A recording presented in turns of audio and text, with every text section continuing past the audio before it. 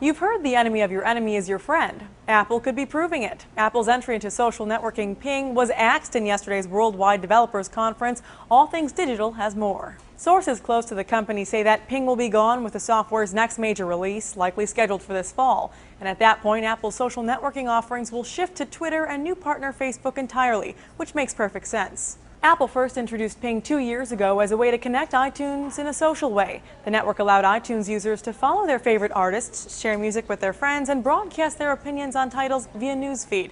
Ping accrued more than 1 million users in its two-day debut, but Canada's Business News Network says it never caught on. Do you go up and try to create your own Facebook, which they tried to do with a service called Ping, which didn't work, or do you get in bed with Facebook and put yourself in a better position against your arch rival, which is Google? In a 2010 report to All Things Digital, the late Steve Jobs promoted Ping after noting Facebook wanted, quote, onerous terms that he could not agree to.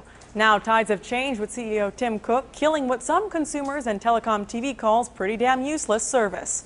VentureBeat reports Cook confessing the shortcomings of the service. I think the customer voted and said this isn't something I want to put a lot of energy into. Apple fans agreed the overhaul of Ping is probably best for the future of Apple. Mac Observer has the take. This allows the social networking phenoms to do what they do best, leaving Apple to do what it does best, which is producing great hardware and software. iOS 6 will thoroughly integrate Facebook into nearly every native application. Now users no longer need to switch applications to share a photograph, location, or high score. With one sign-in, they're off sharing everything. As TechCrunch suggests, this could be a smart collaboration where Apple gets a better user experience and enhanced virality, and Facebook gets more sharing. Now with Facebook and Twitter everywhere, iOS users could need them and signs of social creeping into OS X. Apple may be satisfied borrowing the social graph rather than building it. Facebook has hundreds of millions of customers, which some say could help bolster Apple's stronghold in the mobile market against Google and the social network Google+.